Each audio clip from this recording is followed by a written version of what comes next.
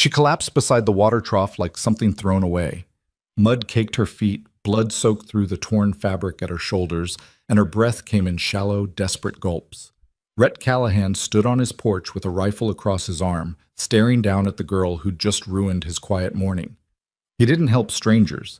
He didn't trust women who appeared out of nowhere. But when her eyes opened and locked onto his, wild, terrified, and still fighting, he made a choice that would crack open the life he'd been hiding inside for years. He didn't save her. He trapped her, and neither of them saw it coming. If you want to see how a broken woman and a lonely rancher survive each other, stay until the end. Hit that like button and drop a comment with the city you're watching from. I want to see how far this story travels. The sun hadn't cleared the ridge yet, but Rhett Callahan was already awake. He stood on the sagging porch of his ranch house, hands wrapped around a tin cup of coffee that had gone cold an hour ago. The land stretched out in front of him, brown, endless, and empty. It used to feel like freedom. Now it just felt like silence. He heard the dogs first, a low growl, then barking. Rhett set the cup down and picked up the rifle leaning against the doorframe. He didn't get visitors this far out, and when he did, they weren't the kind you invited inside. The girl was face down beside the water trough when he found her. For a second he thought she was dead. Her dress, if you could call it that, was shredded at the hem and stained with dirt and something darker. Her feet were bare, torn up like she'd walked through glass. One arm was stretched out toward the water, fingers still curled like she'd been reaching for it when she fell. Rhett stood there, rifle lowered, staring. He didn't move to help, he just watched.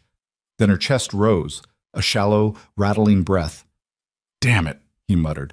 He crouched down beside her, keeping the rifle within reach. Up close she looked worse. Bruises along her jaw, cuts on her arms. Her hair was matted with sweat and dust, tangled so bad it looked like it hadn't been brushed in weeks. She was young, maybe 20, maybe younger. Hard to tell under all the damage. Rhett reached out and pressed 2 fingers against her neck. Her pulse was faint, but it was there. "Hey," he said, not gently. "You alive?" Her eyes snapped open. They were green, bright, sharp green like broken glass. And they were afraid. She jerked back, scrambling away from him, her hands clawing at the dirt. A sound came out of her throat, half gasp, half scream, and she pressed herself against the side of the trough like a cornered animal. Rhett stood up slowly, holding his hands out. "Easy. I'm not going to hurt you." She didn't believe him. That much was clear. "You on my land," he said flatly. "You collapse on my property, you're my problem. So you got 2 choices. You can sit there and die, or you can let me get you inside." Her breathing was fast, uneven. Her eyes darted past him, scanning the horizon like she was looking for someone. "No one's coming," Rhett said. "It's just me out here." That didn't seem to comfort her. He sighed and turned toward the house. "Rosa," he called, "get out here." A moment later, the door swung open and a squat, gray-haired woman stepped onto the porch, wiping her hands on her apron. Rosa had been his housekeeper for 10 years. She didn't ask questions, didn't gossip, and didn't put up with his moods. She took one look at the girl by the trough and shook her head. "Another stray?" Rosa said. "She's hurt," Rhett said. "She's trouble." "Probably." Rosa sighed and came down the steps. She knelt beside the girl, gentler than Rhett had been, and brushed the hair out of her face. "What's your name, child?" The girl didn't answer. She just stared at Rosa with those wide, unblinking eyes. "She talk?" Rosa asked. "Don't know yet." Rosa stood and crossed her arms. "You planning to drag her inside, or you want me to do it?" "I'll do it," Rhett said. He stepped forward and the girl flinched so hard she hit her head against the trough. He stopped. "I'm not going to hurt you," he said again, slower this time. "But you need water, food, a bed, and you're not getting any of that out here." She stared at him, then finally she nodded. Rhett reached down and slid one arm under her shoulders, the other under her knees. She was lighter than he expected. Too light. He carried her toward the house, and Rosa followed, muttering something in Spanish that he didn't catch. Inside, the air was cooler. The house was simple: wood floors, stone fireplace, a kitchen table that had seen better days. Rhett set the girl down on the couch near the window, and she immediately pulled her knees up to her chest, wrapping her arms around them. "Get her some water," Rhett said, "and something to eat. Bread, maybe. Nothing heavy." Rosa nodded and disappeared into the kitchen. Rhett stood there, looking down at the girl. She wouldn't meet his eyes now, just stared at the floor, rocking slightly.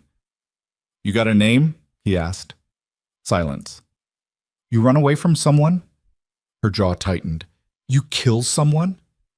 Her head snapped up, and for the first time she looked angry instead of afraid. "No," she said. Her voice was hoarse, cracked from thirst, but steady. "I didn't." "Good," Rhett said, "because I don't need that kind of trouble." Rosa came back with a tin cup and a plate of bread. She set them on the table beside the couch. "Drink slow," she said, "or you'll make yourself sick." The girl reached for the cup with shaking hands. She drank, and water spilled down her chin, but she didn't stop until the cup was empty.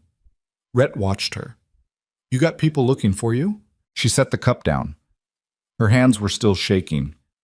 "Maybe. That's not an answer. It's the only one I have." Rhett rubbed the back of his neck. This was a bad idea. He knew it was a bad idea, but he'd already brought her inside, and Rosa was already pulling out bandages from the cabinet, and the girl was already looking at him like he was the first person in a long time who hadn't tried to kill her. "You can stay," he said finally. "One night, maybe two. But you work. You eat my food. You sleep under my roof. You earn it. Understood?" She nodded.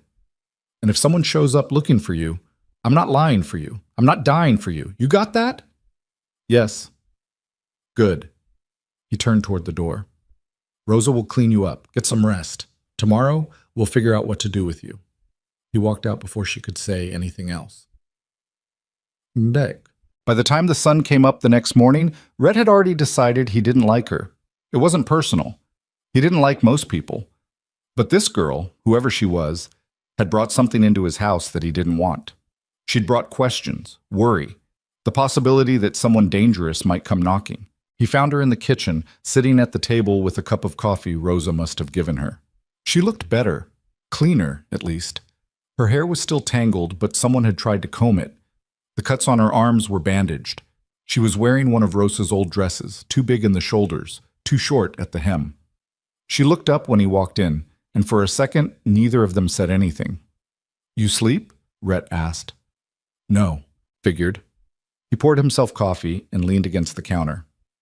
"You got a name yet, or am I supposed to keep calling you girl?" She hesitated. Then, "Ophelia." "Ophelia," he repeated. "That's a hell of a name." "It was my mother's idea." "She's still around?" "No." Rhett nodded. He didn't push. "You know how to work?" "Depends on the work. Feeding chickens, hauling water, fixing fence posts, nothing fancy." "I can do that." "Good, because I meant what I said yesterday. You don't work, you don't stay." Ophelia set her cup down. "I'll work." "Then get your boots on. We start in 10 minutes. She didn't have boots. Rosa found her an old pair that didn't fit right, but Ophelia didn't complain. She laced them up, pulled her hair back, and followed Rhett outside. The ranch wasn't much to look at.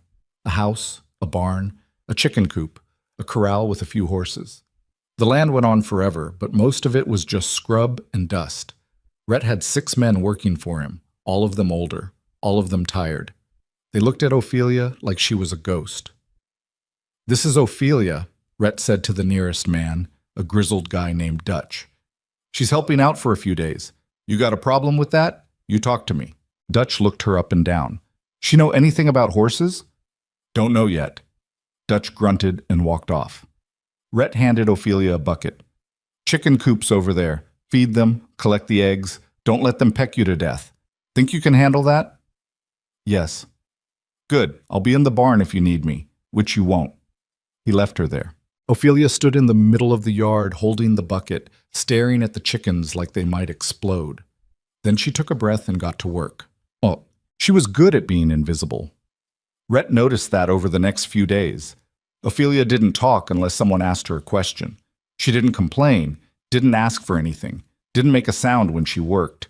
She moved through the ranch like a shadow, there but not there, present but not seen. It unnerved him. On the 3rd morning, he found her standing outside the corral, staring at the black stallion in the far corner. Phantom. The horse was a monster. 17 hands, jet black, wild as hell. Rhett had bought him off a trader 2 years ago, thinking he could break him. He'd been wrong. Phantom had thrown every man who tried to ride him, kicked in 2 fence posts, and once nearly trampled Dutch to death. Rhett kept him out of sentiment and stupidity, but he didn't go near him anymore. Ophelia was leaning on the fence, watching the horse like it was the most interesting thing she'd ever seen. "Don't get any ideas," Rhett said, walking up beside her. She didn't flinch, didn't even look at him. "What's his name?" "Phantom." "Has anyone ridden him?" "No, and no one's going to." "Why not?" "Because he's mean and dangerous, and he'd rather kill you than let you on his back." Ophelia tilted her head. "He's scared." Rhett laughed. "That horse isn't scared of anything." "Yes, he is," she pointed. "Look at his ears, the way he's standing. He's not angry, he's terrified." Rhett looked at the horse, then at her. "You know horses?" "I know fear." He didn't know what to say to that. Ophelia pushed off the fence and walked away, leaving him standing there alone. Eat your match. That night, Rhett sat on the porch with a bottle of whiskey he'd been saving for no particular reason. The stars were out, sharp and cold, and the wind carried the smell of dust and animal sweat. Rosa came out and sat beside him. She didn't say anything for a while. Then, "You planning to keep her?" "No." "You sure about that?" "She'll leave when she's ready. And if someone comes looking for her, then I'll deal with it." Rosa shook her head. "You're a fool, Rhett Callahan." "Yeah," he said. "I know." Inside the house, through the window, he could see Ophelia sitting at the kitchen table. She was sewing something, probably fixing the dress Rosa had given her. Her hands moved slowly, carefully, like she was afraid of making a mistake. Rhett took another drink and looked away. He didn't save people. He didn't get involved. He'd learned that lesson years ago, and he'd learned it the hard way. But when he looked at Ophelia, he saw something he recognized. He saw someone who'd been running for so long they'd forgotten how to stop. And maybe, just maybe, he saw a little bit of himself.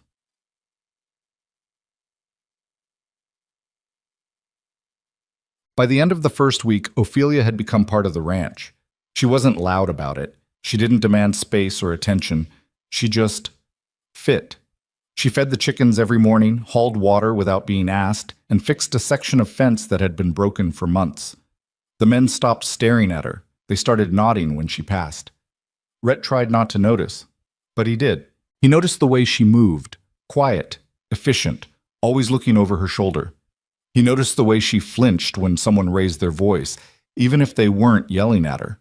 He noticed the way she stood outside Phantom's corral every evening, watching the horse like she was waiting for something. On the 8th day, she finally spoke to him without being prompted. "I want to work with him," she said. Rhett was mucking out a stall. He stopped and looked at her. "Work with who?" "Phantom." "No." "Why not?" "Because he'll kill you." "He won't." Rhett leaned on the shovel. "You don't know that." "Yes, I do." "Ophelia." "I know horses," she said, and there was an edge to her voice now. "I know what it looks like when something's been hurt, and I know how to fix it." Rhett stared at her. "You can't fix a horse like that." "Maybe not, but I can try." He wanted to say no. He should have said no, but he didn't. "Fine," he said, "but if he throws you, don't come crying to me." Ophelia nodded and walked toward the corral. Rhett followed, even though he told himself he wouldn't. Phantom was at the far end, head down, ears pinned back. The second Ophelia stepped into the corral, the horse's head shot up. He snorted, stamped, and moved toward her like he was going to charge. Rhett's hand went to the fence. "Ophelia!" But she didn't run. She stood perfectly still, hands at her sides, and waited. The horse stopped 10 feet away, nostrils flaring. He pawed at the ground, tossing his head. Ophelia didn't move. The horse took a step forward, then another. Rhett held his breath. Phantom stopped right in front of her. He snorted again, loud and wet, and lowered his head. Ophelia lifted one hand, slow, careful, and placed it on the horse's nose. Phantom didn't move. Neither did she. They stood there like that, the girl and the horse, both of them still and silent and afraid. And for the first time in 2 years, Rhett Callahan felt something crack open inside his chest. Paz. That night, Dutch cornered him in the barn. You letting her work with that horse? Yeah, that's a bad idea. Probably. Dutch crossed his arms. You know people are going to talk, right? Girl shows up out of nowhere, you let her stay, now she's training your horses? They're going to think, I don't care what they think. You should. Rhett turned to face him. She's helping, that's all. If you got a problem with it, say it now. Dutch stared at him for a long moment. Then he shook his head. You're changing, Rhett. Don't know if it's good or bad yet, but you're changing. He walked out, leaving Rhett alone in the dark. Rhett stood there, hands in his pockets, staring at nothing. Maybe Dutch was right. Maybe he was changing. But he didn't think it was because of Ophelia. He thought it was because, for the first time in years, he didn't feel quite so alone. The next morning, Rhett left a cup of coffee on the porch railing before sunrise. He didn't say anything, didn't wait to see if she took it. But when he came back an hour later, the cup was empty. And Ophelia was standing in the corral again, one hand on Phantom's neck, whispering something Rhett couldn't hear. He watched from the barn, hidden in the shadows, and told himself it didn't mean anything. But he kept watching anyway. By the end of the second week, Phantom let Ophelia brush him. It didn't happen all at once. It started with her standing near the fence, close enough that he could see her, but far enough that he didn't feel cornered. Then she'd step inside the corral and wait, sometimes for an hour, sometimes longer. She never rushed him, never forced it. She just stood there, still and patient, until the horse decided to come closer. Rhett watched from the barn most mornings, pretending he had work to do. He told himself he was keeping an eye on things in case the horse turned violent, but that wasn't the truth, and he knew it. The truth was, he couldn't look away. On the 15th day, Ophelia walked into the corral with a brush in her hand. Phantom's ears flicked forward. He watched her, tense, ready to bolt. She stopped halfway across the dirt and held the brush up, letting him see it. Just this, she said softly. Nothing else. The horse snorted and turned his head, but he didn't move away. Ophelia took another step, then another. When she was close enough to touch him, she reached out slowly and placed her palm flat against his shoulder. Phantom's muscles twitched under her hand, but he stayed put. She lifted the brush and ran it down his neck in one long, careful stroke. The horse stood still. Rhett exhaled, realizing he'd been holding his breath. Dutch walked up beside him, arms crossed. I'll be damned. Yeah, Rhett said. That girl's got something. Yeah, Dutch glanced at him. You gonna let her keep doing this? Don't see why not. People are already talking, Rhett. You know that, right? Let them talk. Dutch shook his head and walked off, muttering something about stubborn men and bad decisions. Rhett stayed where he was, watching Ophelia brush the horse that no one else could touch. Her movements were slow, deliberate, like she was handling something precious. Phantom's eyes were half closed now, his head lowered. He looked calm, almost peaceful. Rhett didn't know how she'd done it, but he was starting to think maybe she wasn't just good with horses. Maybe she understood broken things. Bersunk. That afternoon, Rhett found her sitting on the porch steps, staring out at the horizon. Her hands were folded in her lap, and she looked tired. Not the kind of tired that came from work. The other kind. He sat down beside her without asking. For a while, neither of them spoke. You ever going to tell me what you're running from? Rhett asked finally. Ophelia didn't look at him. Does it matter? Might. Why? Because if someone shows up here looking for you, I need to know what I'm dealing with. She was quiet for a long moment. Then she said, I was married. Rhett waited. His name was Silas, she continued, her voice flat.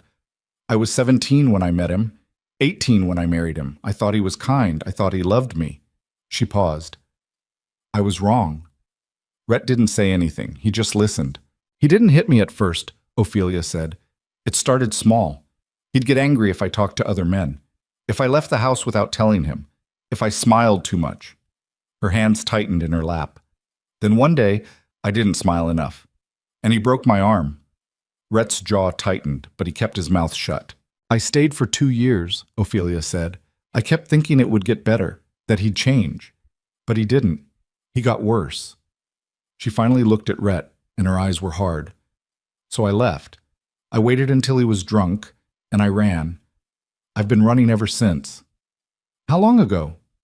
3 months, maybe 4. Step. You know you're here? I don't think so, but he's looking. I know he is. What happens if he finds you? Ophelia's expression didn't change. He'll kill me, or drag me back. Either way, I lose. Rhett looked at her for a long time. Then he said, He comes here, he'll have to go through me first. Ophelia blinked. Why would you do that? Because you're on my land. That makes you my responsibility. That's not a good reason. It's the only one I've got. She studied him, like she was trying to figure out if he was lying. Then she shook her head. You don't owe me anything, Rhett. Didn't say I did. Then why? Because I want to, he said, and his voice was rougher than he meant it to be. That good enough for you? Ophelia stared at him. Then slowly, she nodded. They sat there in silence, the sun sinking lower, the air cooling around them. Somewhere in the distance, Phantom whinnied. Rhett stood and brushed the dust off his pants. Come on, Rosa's making dinner, and if we're late, she'll feed it to the dogs. Ophelia stood too, and for the first time since she'd arrived, she almost smiled. The men didn't trust her. Rhett could see it in the way they looked at her when she passed. Dutch was fine. He mostly kept to himself. But the younger ones, the drifters who worked for a season and moved on, they whispered when they thought no one was listening. One of them, a wiry kid named Cole, finally said something out loud. It was mid-morning, and Ophelia was carrying a bucket of water from the well. Cole was leaning against the barn, chewing tobacco, watching her with narrowed eyes. She always this quiet? He asked Dutch. Dutch didn't look up from the saddle he was fixing. Yep. Seems strange. Girl just shows up, don't talk, don't explain herself. You ask me, she's hiding something. Good thing nobody asked you, Dutch said. Cole spat into the dirt. I'm just saying, boss is making a mistake. Letting some stray stay here? That's how you get robbed, or worse. Then take it up with the boss, Dutch said flatly. But I'd keep your mouth shut if I were you. Cole muttered something under his breath and walked off. Ophelia had heard the whole thing. Rhett saw it in the way her shoulders tensed, the way she kept her head down as she passed the barn. But she didn't say anything. She just kept walking. Rhett stepped out from the shadows where he'd been standing. Dutch glanced at him. You hear that? Rhett asked. Yep. You think I'm making a mistake? Dutch set the saddle down and looked him in the eye. I think you're doing what you think is right. Whether that's a mistake or not, we'll find out soon enough. Rhett nodded and walked toward the house. Inside, Rosa was kneading dough at the kitchen table. She looked up when he came in. You look like you want to hit something. Cole's running his mouth. Cole's an idiot. He's not the only one thinking it. Rosa wiped her hands on her apron. So what are you going to do? Fire him? Run her off? Or are you going to stand by what you said and deal with whatever comes? Rhett didn't answer. Rosa sighed. That girl's got no one, Rhett. You throw her out now, she's dead in a week. Maybe less. I know that. Then stop acting like this is complicated. It's not. You already made your choice. Now you live with it.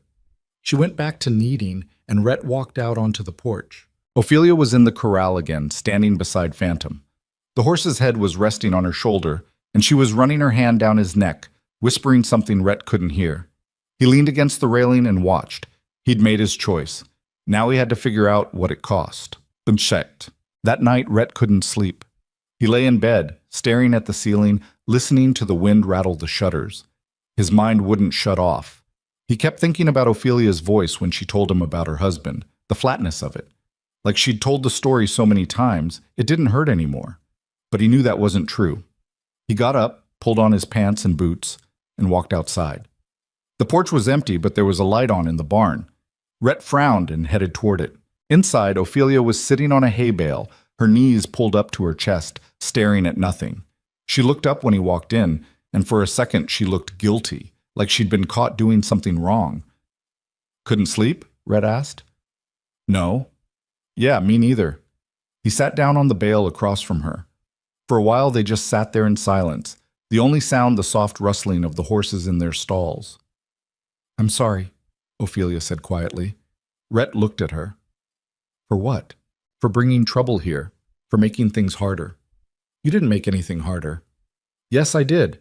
Your men don't trust me. People are talking. And if Silas shows up, He won't. You don't know that. No, Rhett said, but I'm not going to spend every day worrying about it, and neither should you. Ophelia shook her head. You don't understand. He's not the kind of man who gives up. If he thinks I'm here, he'll come. And when he does, then I'll handle it. Why? Her voice cracked. Why do you care? Rhett didn't answer right away. He didn't know how to explain it. Didn't know if he could. Because you remind me of someone, he said finally. Who? Me. Ophelia looked at him, confused. Rhett stood and walked to the barn door, staring out at the dark prairie. I lost people, he said, a long time ago. My wife, my daughter. They got sick and I couldn't save them. I tried everything, brought in doctors, spent money I didn't have, but it didn't matter. They died anyway. Ophelia didn't say anything. After that, I shut down, Rhett continued. I stopped talking to people, stopped caring. I figured if I didn't let anyone close, I wouldn't have to lose them. He turned to look at her. But you can't live like that forever. Eventually, you just stop living. So what changed? Ophelia asked. Rhett gave her a faint, bitter smile. You did. Her eyes widened. I'm not saying I'm fixed, Rhett said. I'm not. But for the first time in years, I don't feel like I'm drowning. He paused. So yeah, I care. Maybe that makes me a fool. But I'd rather be a fool than dead inside. Ophelia looked down at her hands. I don't know how to stop running. Then don't, Rhett said, but at least stop running alone. She looked up at him, and something in her expression shifted. Not gratitude, not relief, just recognition. Like she finally understood what he was offering. Okay, she said softly. Rhett nodded and walked back toward the house, leaving her alone in the barn. But when he glanced back, she was still sitting there, her head tilted up toward the rafters, like she was trying to remember what it felt like to breathe. The next morning, everything changed. Rhett was in the barn, checking on one of the mares, when he heard shouting outside. He walked out to find Dutch and Cole arguing near the corral. What's going on? Rhett asked. Cole pointed at Phantom. She's trying to ride him. Rhett's head snapped toward the corral. Sure enough, Ophelia was standing beside the stallion, one hand on his neck, the other holding a saddle. She's going to get herself killed, Cole said. Rhett didn't answer. He just walked toward the fence. Ophelia saw him coming. Don't, she said. Don't what? Don't tell me not to do this. I wasn't going to. She blinked. You weren't? No. Rhett leaned against the fence. But if you're going to do it right. Don't rush him. Ophelia stared at him for a long moment. Then she nodded and turned back to the horse. By now, half the ranch had gathered around the corral. Dutch, Cole, Rosa, and a handful of other men, all watching in silence. Ophelia lifted the saddle slowly and placed it on Phantom's back. The horse shifted, ears pinned back, but he didn't bolt. She tightened the straps, talking to him the whole time in that low, steady voice she used. Then she stepped around to his side and gripped the saddle horn. Easy, she whispered. Easy. She put one foot in the stirrup and swung herself up. Phantom's whole body tensed. For a second, nothing happened. Then the horse exploded. He bucked hard, twisting in midair, and Ophelia's hands flew to the reins. She held on, her knees locked tight against his sides, her body moving with his instead of against him. Phantom bucked again. And again. He spun, kicked, and threw himself sideways, trying to shake her off, but she didn't let go. Come on, Rhett muttered under his breath. Come on, girl. Phantom reared up, hooves slashing at the air, and for a horrible second, Rhett thought she was going to fall. But she leaned forward, pressing herself against the horse's neck, and when Phantom came down, she was still there. The horse stood still, sides heaving, sweat dripping down his flanks. Ophelia sat up slowly. She was breathing hard, her face pale, but she was smiling. Good boy, she said, and she patted Phantom's neck. The ranch was dead silent. Then Dutch started clapping. One by one, the others joined in. Even Cole, though he looked like it physically hurt him to do it. Rhett didn't clap. He just stood there, staring at the girl on the horse that no one else could ride, and he felt something crack open inside him that he didn't know how to name. Ophelia dismounted and led Phantom toward the gate. When she passed Rhett, she looked at him, and her smile widened. "Told you he wasn't mean," she said. Rhett shook his head, but he was smiling too. "Yeah, you did." Ta-da! After that, everything shifted. The men stopped whispering. They started nodding when Ophelia walked by. Cole didn't say another word about her. Dutch started asking her for help with the other horses. And Rhett started leaving her coffee every morning. He didn't make a big deal out of it.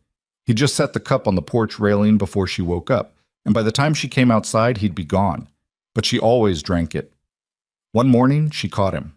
He was walking back from the barn when she stepped out onto the porch, cup in hand. She looked at him, then at the coffee, then back at him. "Thank you," she said. Rhett shrugged. "It's just coffee." "No," Ophelia said. "It's not." She took a sip and walked past him toward the corral, and Rhett stood there watching her go, wondering when exactly she'd stopped being a stranger. By the fourth week, Ophelia was part of the ranch in a way that felt permanent. She trained Phantom every morning, worked alongside the men in the afternoons, and ate dinner with Rosa and Rhett every night. She still didn't talk much, but she didn't need to. Her presence was enough. Rhett found himself looking for her without meaning to. When she wasn't in the corral, he'd glance toward the barn. When she wasn't in the barn, he'd check the house. It wasn't worry exactly. It was just awareness. He knew where she was, and it mattered. One evening, after dinner, Ophelia stayed on the porch while Rosa went inside to clean up. Rhett sat down beside her, and they watched the sun sink below the hills. "You're good with him," Rhett said. "With who?" "Phantom." Ophelia smiled faintly. "He's not that hard to understand. Most people think he's impossible. Most people don't listen." Rhett glanced at her. "You always this wise?" "No," she said. "I just know what it's like to be scared and angry and alone." Rhett didn't know what to say to that, so he didn't say anything. They sat there in comfortable silence until the stars came out, and for the first time in years, Rhett didn't feel like he was sitting alone. But peace never lasted long on the frontier. The trouble started small. A rider came through town asking questions about a woman who fit Ophelia's description, then another, then a third. Dutch heard about it from a shopkeeper and brought the news back to the ranch. "Someone's looking for her," Dutch said, standing in Rhett's office. "And they're not being quiet about it." Rhett's hands tightened on the edge of his desk. "How many?" "3 so far. Maybe more. They say who they're working for?" "No, but one of them mentioned a name, Silas." Rhett stood up. "Where's Ophelia?" "In the barn." Rhett walked out without another word. He found her brushing Phantom, humming softly to herself. She looked up when he came in, and her smile faded when she saw his face. "What's wrong?" she asked.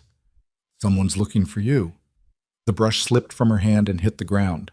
"They're asking around town," Rhett said. "Describing you, using your husband's name." Ophelia's face went white. "How many?" "3. Maybe more." She took a step back, her breathing quickening. "I have to leave." "No." "Rhett, if he's here, then we deal with it." "You don't understand," Ophelia said, her voice rising. "He won't stop. He'll burn this place down if he has to. He'll hurt you. He'll hurt everyone here." "Let him try." "Rhett!" "I'm not letting you run," Rhett said, and his voice was hard now.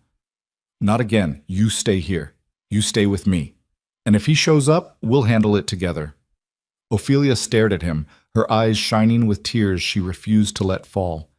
"Why are you doing this?" "Because I'm done losing people," Rhett said. "And I'm not losing you." The words hung in the air between them, heavy and raw. Ophelia looked at him for a long moment. Then she nodded, just once. "Okay," she whispered. Rhett turned and walked out of the barn, his heart pounding in his chest. He didn't know if he could protect her, but he was damn sure going to try. The riders came 2 days later. Rhett saw them from the porch. 3 men on horseback, moving slowly up the road that cut through his land. They weren't in a hurry. That was the first thing that bothered him. Men in a hurry had purpose. Men who took their time had confidence. He set his coffee down and walked inside. "Rosa, get Ophelia. Tell her to stay in the house." Rosa looked up from the stove, saw his face, and didn't ask questions. She wiped her hands on her apron and disappeared down the hall. Rhett grabbed his rifle from above the door and stepped back onto the porch. Dutch was already walking up from the barn, his hand resting on the pistol at his hip. "You see them?" Dutch asked. "Yeah." "Think it's him?" "Don't know yet." The riders stopped at the gate. The one in front was tall, lean, with a face that looked like it had been carved out of stone. He wore a dark coat and a wide-brimmed hat, and his eyes swept over the ranch like he was taking inventory. "Help you with something?" Rhett called out. The man smiled, but it didn't reach his eyes. "Morning. Name's Silas Grady. I'm looking for my wife." Rhett's grip tightened on the rifle. "Don't know anyone by that name." "Didn't give you her name yet," Silas said, still smiling. "But I'll describe her for you. About this tall, dark hair, green eyes, pretty thing, goes by Ophelia." "Still don't know her?" Silas tilted his head. "That's funny, because I heard she might be here. Word travels fast in small towns, Mr. Callahan." Rhett didn't move. "You heard wrong." "Maybe." Silas leaned forward in his saddle. "Or maybe you're lying. Either way, I'm going to need to look around, just to be sure." "Not happening." The smile finally left Silas's face. "I don't think you understand. She's my wife. That means she's my property, and if you're hiding her, that makes you a thief." "Get off my land," Rhett said, his voice low and hard. Silas stared at him for a long moment. Then he laughed. "You got guts. I'll give you that. But guts don't mean much when you're outnumbered." He glanced at the two men flanking him. "We'll be back, and next time we won't ask nicely." He turned his horse and rode off, his men following behind. Rhett didn't lower the rifle until they were out of sight. Dutch came up beside him. "That's bad." "Yeah." "What are you going to do?" Rhett looked at the empty road. "Whatever I have to." Inside the house, Ophelia was standing in the kitchen, her face pale, her hands gripping the edge of the table so hard her knuckles were white. Rosa stood beside her, one hand on her shoulder. "Was it him?" Ophelia asked. Rhett nodded. She closed her eyes. "I have to leave. Now." "No." "Rhett, you don't understand." "I understand plenty," Rhett said, setting the rifle down. "He's not taking you. Not today. Not ever. He has men with him. He'll come back with more. Let him." Ophelia shook her head, tears spilling down her cheeks. "I won't let you die for me." "Then don't," Rhett said. "Help me fight." She stared at him, her breath hitching. "How?" "By not running. By standing your ground. By trusting me." Ophelia looked at Rosa, who nodded slowly. Then she looked back at Rhett. "Okay, good." Rhett turned to Dutch, who was standing in the doorway. "Get the men together. Tell them what's happening. Anyone who doesn't want to be part of this can leave now. No hard feelings." Dutch nodded and walked out. Rhett looked at Ophelia. "You know how to shoot?" "A little." "Good enough." He pulled a pistol from the drawer and handed it to her. "You stay in this house. You don't come out unless I tell you to. And if anyone other than me or Dutch tries to get in, you pull that trigger. Understood?" Ophelia took the gun, her hands shaking. "Yes." Rhett turned to leave, but she grabbed his arm. "Rhett," she said, her voice breaking. "Thank you." He looked down at her hand on his arm, then up at her face. "Don't thank me yet." By noon, the ranch was ready. The men had gathered in the barn, Dutch, Cole, and 3 others. Rhett stood in front of them, his rifle leaning against the wall behind him. "I'm not going to lie to you," Rhett said. "This is bad. The man who came here today is looking for Ophelia. He says she's his wife. He says she belongs to him. And he's coming back with more men to take her." Cole shifted uncomfortably. "So what do we do?" "We stop him." "How?" "However we have to." One of the other men, a grizzled old-timer named Frank, spat into the dirt. "You asking us to die for a girl we barely know?" "No," Rhett said. "I'm asking you to stand your ground. This is our land, our home, and I'm not letting some bastard walk in here and take what's mine." "She yours now?" Frank asked, raising an eyebrow. Rhett's jaw tightened. "She's under my protection. That makes her mine. You got a problem with that?" Frank stared at him for a long moment. Then he shrugged. "Nope. Just wanted to be clear." Dutch stepped forward. We're with you, boss. All of us. Rhett looked at each of them in turn. Good. Now here's the plan. Bossing. They didn't have to wait long. Silas came back that evening, just as the sun was starting to set. But this time, he had more men. 7 in total, all of them armed. Rhett was standing on the porch when they rode up. Dutch was beside him, and the other men were spread out across the property, hidden but ready. Silas stopped at the gate again, but this time he didn't smile. Last chance, Callahan. Send her out, and we leave. No one gets hurt.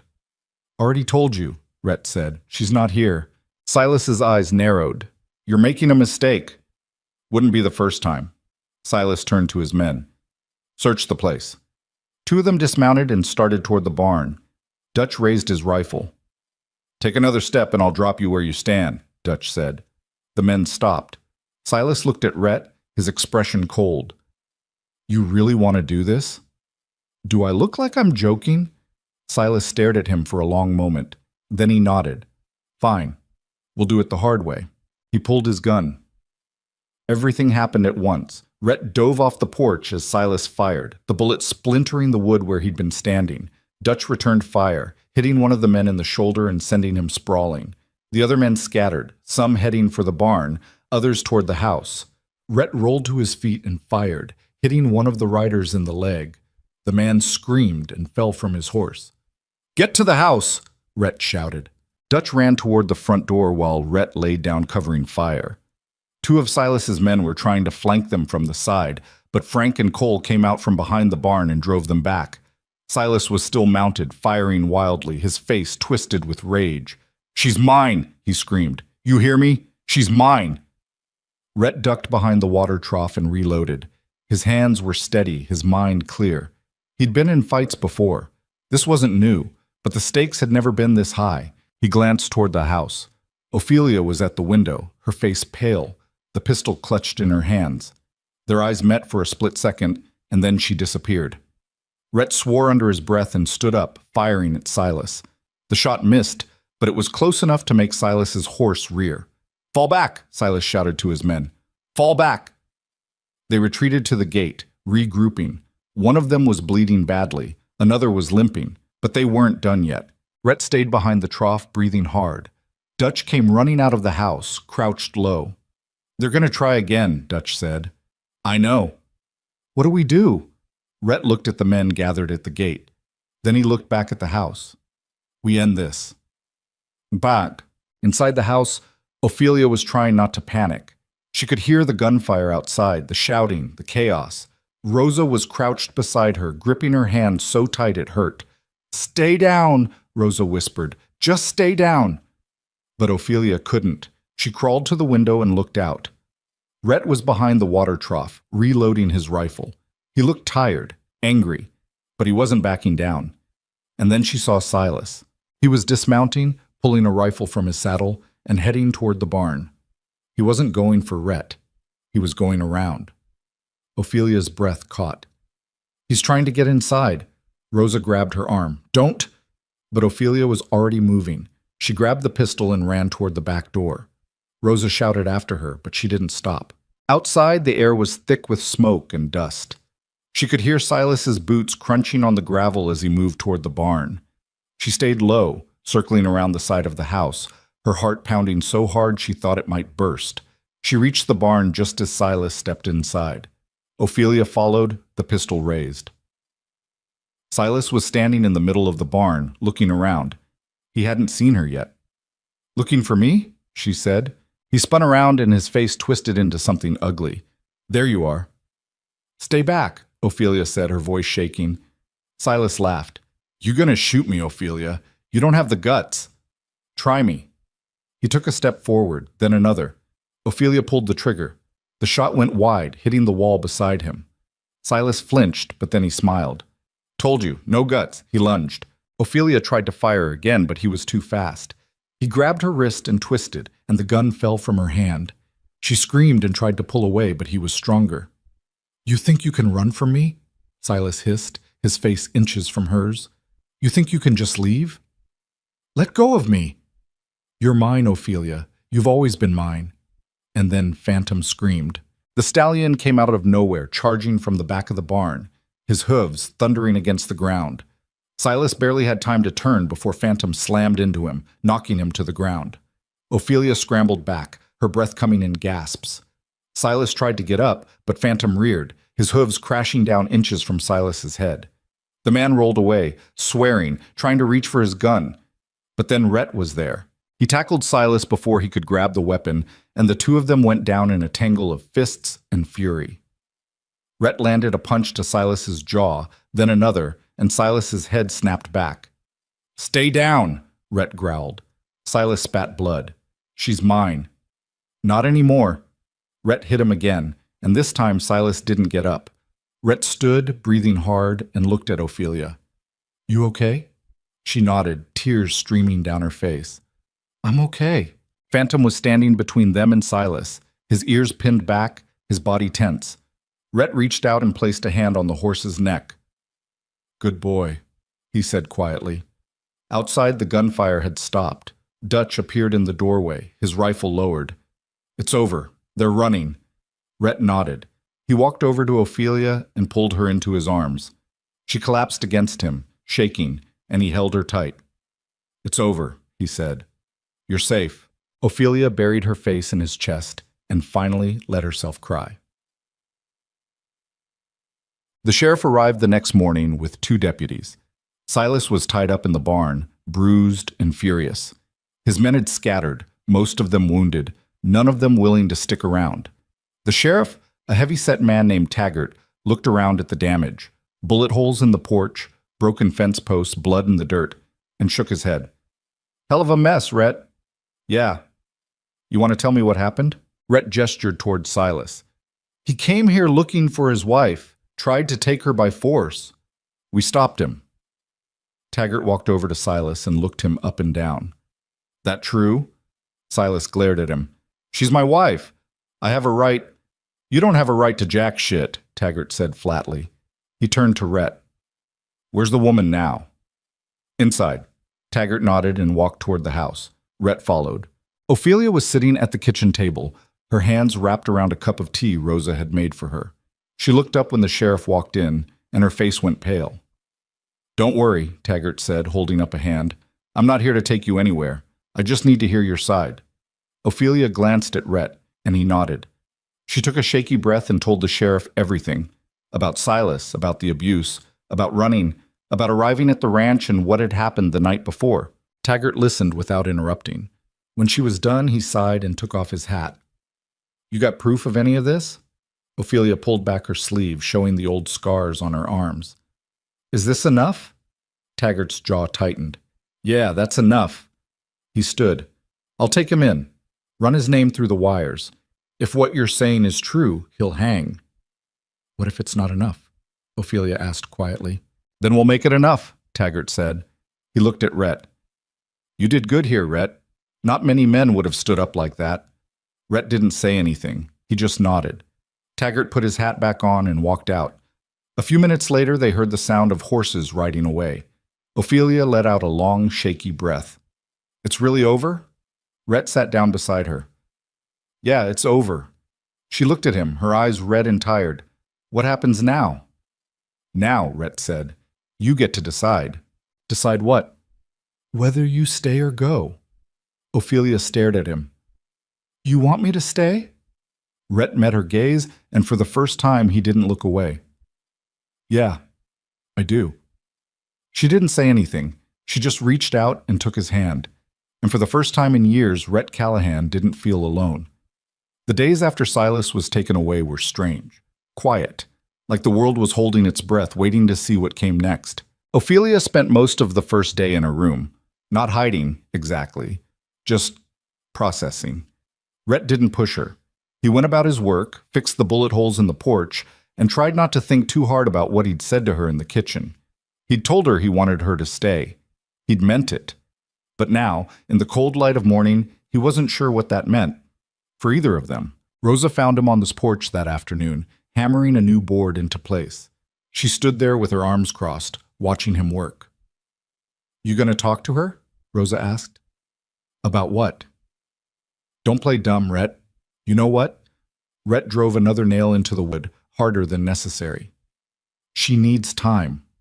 She needs to know where she stands. She knows. Does she? Rosa stepped closer. Because from where I'm standing, you told her you wanted her to stay, and then you've spent the last 24 hours avoiding her. Rhett set the hammer down. I'm not avoiding her. Then what are you doing? Giving her space. Rosa shook her head. You're scared. I'm not. Yes, you are.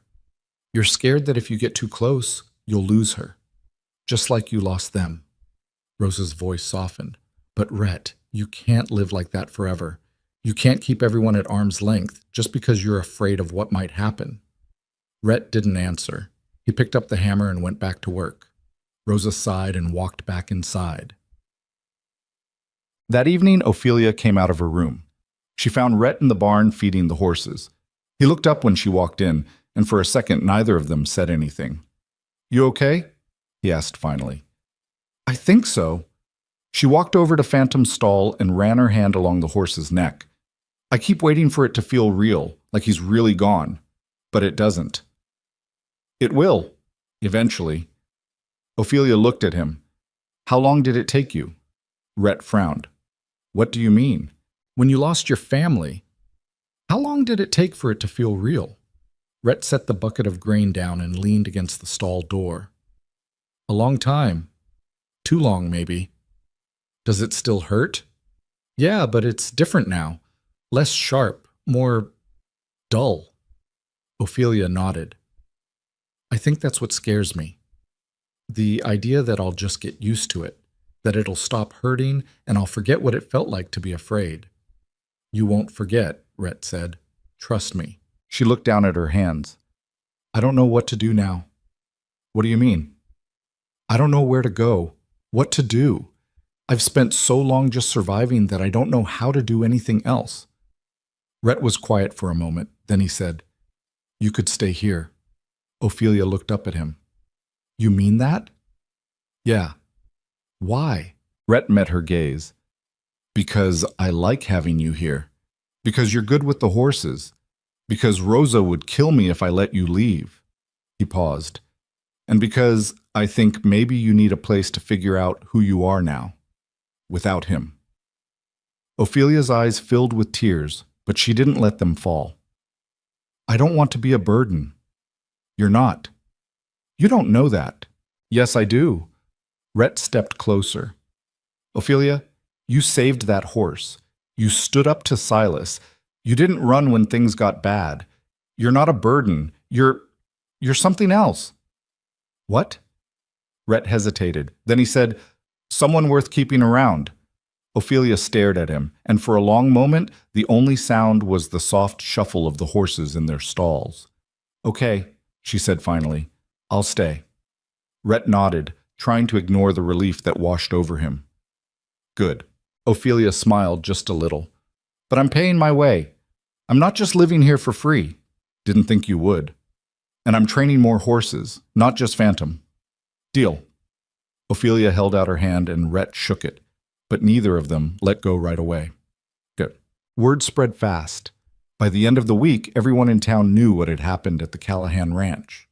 The story grew with each telling. Silas had brought 12 men. Rhett had fought them off single-handedly. Ophelia had shot 3 of them herself. None of it was true, but people loved a good story. The first time Rhett went into town after the fight, he felt the weight of every eye on him. People stared, whispered. Some nodded in approval. Others looked at him like he'd lost his mind. He was at the general store picking up supplies when the owner, a wiry man named Miller, leaned over the counter. Heard you had some trouble out at your place, Miller said. Word travels, Rhett said flatly. That girl still with you? Yeah, Miller nodded slowly. People are talking, you know. Let them. I'm just saying, Rhett, you might want to be careful. There are folks who think you're making a mistake. Rhett set a bag of flour on the counter. And what do you think? Miller shrugged. I think a man's got a right to do what he wants on his own land, but that don't mean everyone's going to agree with you. Rhett paid for the supplies and walked out without another word. Outside, he ran into Sheriff Taggart, who was leaning against a post, chewing tobacco. Rhett, Taggart said, nodding. Sheriff, Taggart spat into the dirt. Got some news for you. Ran Silas Grady's name through the wires like I said I would. Rhett stopped. And? Turns out he's wanted in 3 states. Assault, theft, fraud, even killed a man in a bar fight 5 years ago. Taggart looked at Rhett. That woman of yours? She's lucky she got out when she did. Rhett's jaw tightened. What happens to him now? He'll hang or rot in prison. Either way, he's not coming back. Rhett nodded. Good. Taggart studied him for a moment. You planning to marry her? Rhett blinked. What? The girl, Ophelia. You planning to marry her? Rhett stopped. That's none of your business. Taggart grinned. Fair enough, but if you're going to keep her around, people are going to expect it, just so you know. He tipped his hat and walked off, leaving Rhett standing in the middle of the street, feeling like he'd just been punched in the gut. When Rhett got back to the ranch, Ophelia was in the corral with Phantom, working him through a series of turns. She'd tied her hair back and her sleeves were rolled up, and she looked different, stronger, more herself. Rhett stood by the fence, watching. After a while, she noticed him and brought the horse over. How was town? She asked. Fine. People staring? Yeah. Ophelia smiled faintly. Get used to it. We're the talk of the county now. Apparently. She tilted her head. Does it bother you? Not really. Does it bother you? No. She patted Phantom's neck. I've been talked about before. At least this time, I'm not ashamed. Rhett looked at her, and something in his chest tightened. Taggart says Silas is wanted in 3 states. He's not getting out. Ophelia's expression didn't change. Good. You okay? Yeah. She paused. I think I am. Rhett nodded. He wanted to say more, but he didn't know how. So he just stood there, awkward and silent, until Ophelia laughed. What? He asked. You. You look like you swallowed a bee. I don't. Yes, you do. She smiled. What's going on? Rhett rubbed the back of his neck. Taggart asked if I was planning to marry you. Ophelia's smile faded. Oh. Yeah. What did you say? I told him it was none of his business. Ophelia looked down. Right. Of course. Rhett frowned. I didn't mean, it's fine, Rhett. Really. But it wasn't fine. He could see it in the way she wouldn't look at him, in the way her shoulders tensed. Ophelia, I should get Phantom back to the barn, she said quickly. It's getting late. She led the horse away before Rhett could say anything else. He stood there, alone by the fence, and cursed himself for being an idiot. Look, that night, Rhett couldn't sleep. He lay in bed, staring at the ceiling, replaying the conversation over and over in his head. He'd said the wrong thing. He knew he had. But he didn't know how to fix it. Finally, he got up, pulled on his boots, and walked out onto the porch. Ophelia was already there.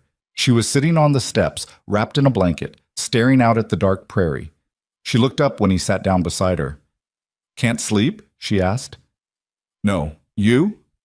No. They sat in silence for a while. Then Rhett said, I'm sorry. Ophelia looked at him. For what? For earlier. For what I said. Or didn't say. I don't know. Ophelia shook her head. You don't owe me an apology. Yes, I do. Why? Because I hurt you. I could see it. Ophelia pulled the blanket tighter around her shoulders. It's not your fault, Rhett. You don't owe me anything. You've already done more for me than anyone ever has. That's not the point. Then what is? Rhett looked at her, and for the first time he let himself say what he'd been thinking for weeks. I don't know how to do this. Do what? This. Caring about someone. Letting them close. I haven't done it in so long, I don't know if I remember how. Ophelia's expression softened. You're doing fine. I'm not. I'm terrible at it. No, you're not. She reached out and took his hand. You saved my life, Rhett. You gave me a place to stay. You stood up to Silas when no one else would. You're doing better than you think. Rhett looked down at their hands.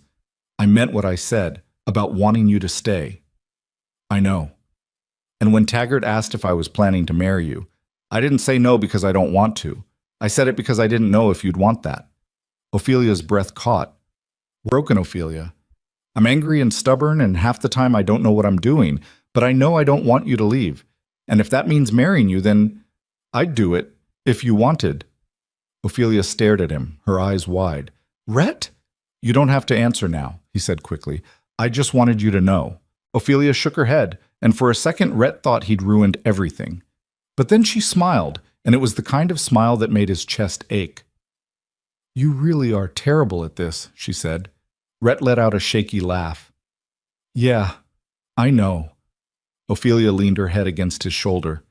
But I'm not much better. They sat there together, wrapped in the quiet, and for the first time in a long time, Rhett felt like maybe he wasn't drowning anymore. The next morning, Dutch pulled Rhett aside. We got a problem, Dutch said. Rhett sighed. What now? Some of the men are leaving. Rhett frowned. Why? They're scared. After what happened with Silas, they think more trouble's coming. They don't want to stick around and find out. Rhett rubbed his face. How many? 3. Maybe 4.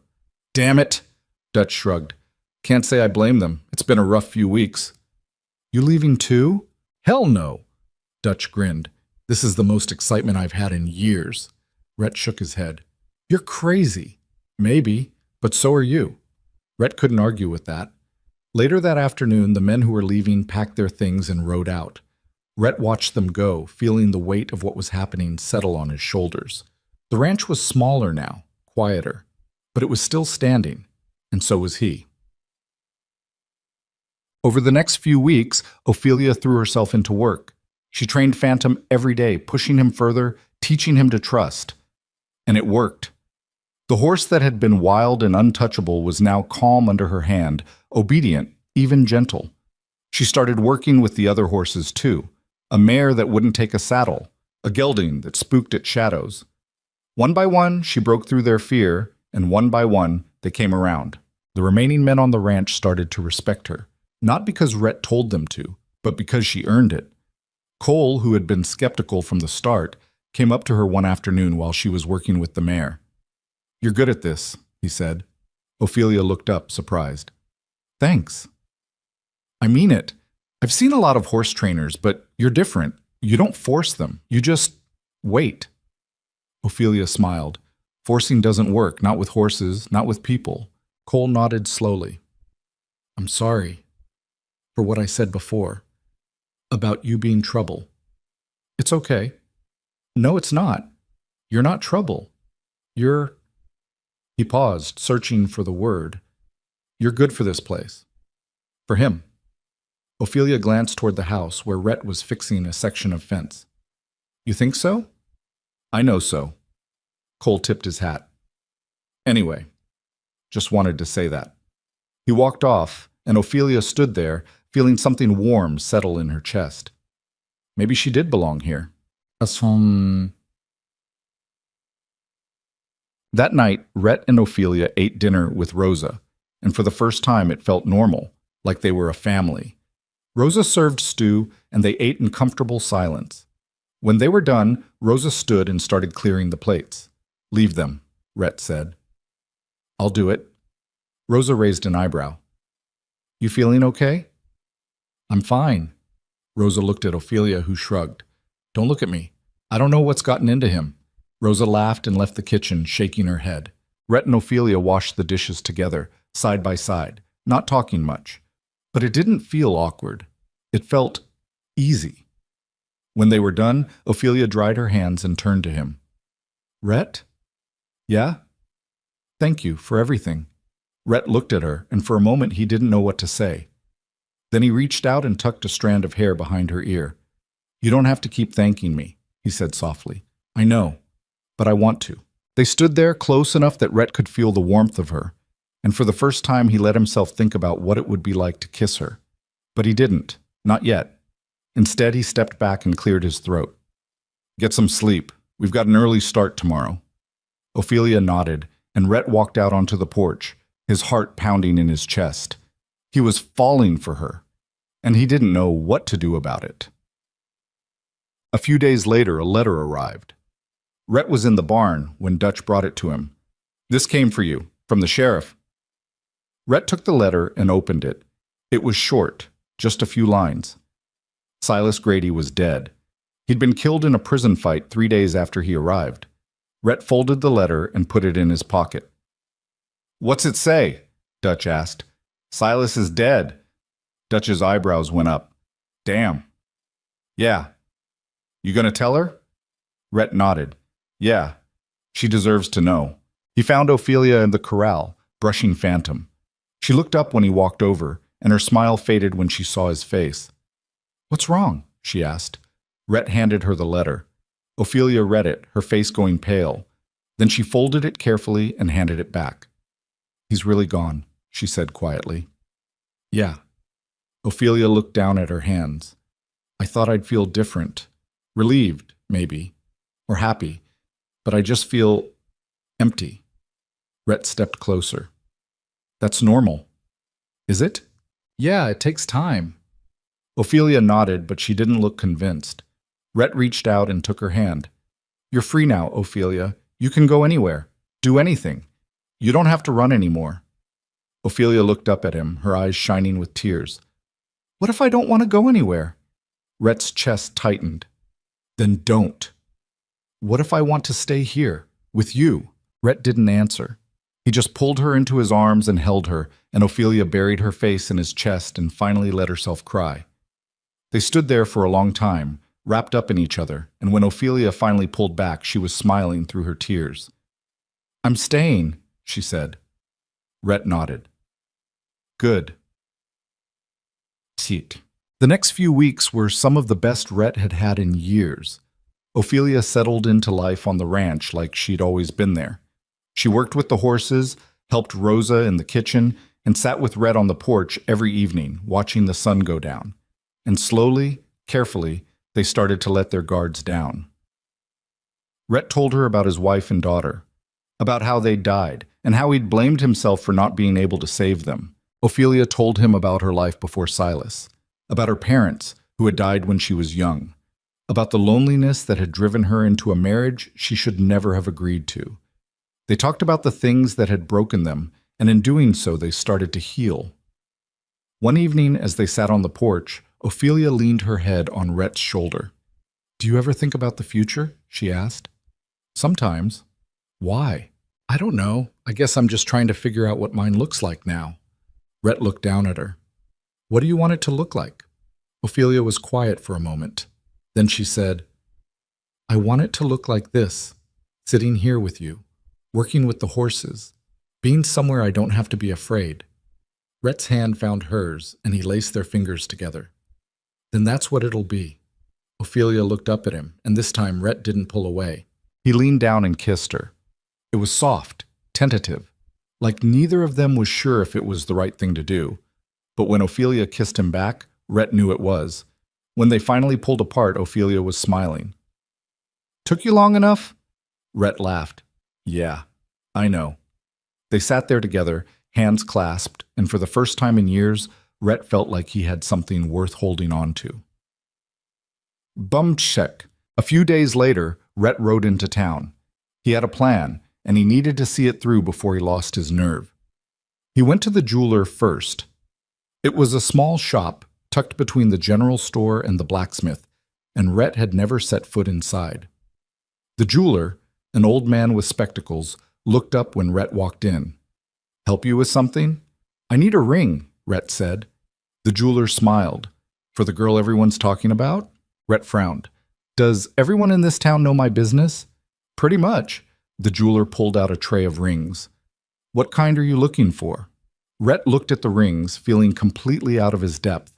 They were all too fancy, too delicate. Ophelia wasn't like that. "Something simple," Rhett said. "Nothing too flashy."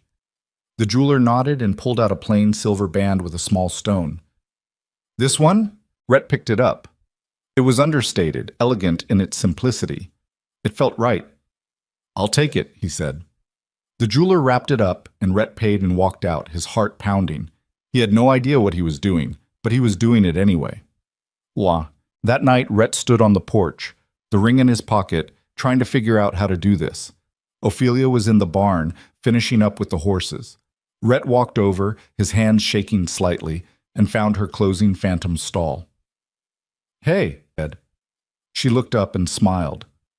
"Hey." Rhett cleared his throat. "You got a minute?" "Sure." They walked outside and Rhett led her over to the corral fence. The sun was setting, painting the sky in shades of orange and pink. "What's going on?" Ophelia asked. Rhett turned to face her. "I've been thinking." "About what?" "About us. About the future." Ophelia's expression grew serious. "Okay." Rhett reached into his pocket and pulled out the ring. Ophelia's eyes widened. "I know I'm not good at this," Rhett said, "and I know I'm probably doing it all wrong. But I don't care, Ophelia. You've changed my life. You've made me feel things I thought I'd never feel again, and I don't want to lose that. I don't want to lose you." Ophelia's hand flew to her mouth. "So," Rhett continued, "if you'll have me, I'd like to marry you. Not because people expect it, not because it's the right thing to do, but because I love you." Tears spilled down Ophelia's cheeks. "You love me?" "Yeah, I do." Ophelia laughed, a sound that was half sob, half joy. "I love you too." Rhett grinned. "So is that a yes?" "Yes, yes, it's a yes." He slipped the ring onto her finger, and she threw her arms around his neck, kissing him hard. When they finally pulled apart, they were both laughing. "We're really doing this?" Ophelia asked. "Yeah," Rhett said. "We really are." The news spread through town faster than wildfire. Rhett Callahan, the man who'd spent years hiding from the world, was getting married. And not to some rancher's daughter or a woman from a respectable family. To the runaway he'd taken in, the one who'd brought trouble to his doorstep. Some people were happy for him. Most weren't. Rhett didn't care. He and Ophelia decided to keep the wedding small. Just Rosa, Dutch, and a few of the ranch hands. They'd get married on the property, under the open sky, the way it should be. No church. No crowd. No pretense. Rosa was thrilled. She spent the next week cooking, cleaning, and fussing over Ophelia like she was her own daughter. She even pulled out an old dress from a trunk in the attic. Simple, white, with lace at the collar. "It was mine," Rosa said, holding it up. "From a long time ago. You can have it if you want." Ophelia's eyes filled with tears. "Rosa, I can't." "Yes, you can. It's just sitting in a trunk. Might as well get some use out of it." Ophelia took the dress and held it against herself. It fit perfectly. "Thank you," she whispered. Rosa smiled and patted her cheek. "You're welcome, child." The days leading up to the wedding were strange for Rhett. He felt lighter somehow, like a weight he'd been carrying for years had finally lifted. But he also felt vulnerable, exposed, like he'd opened a door he couldn't close again. Dutch noticed it one morning while they were repairing a section of fence. "You nervous?" Dutch asked. "About what?" "Getting married." Rhett hammered a nail into the post.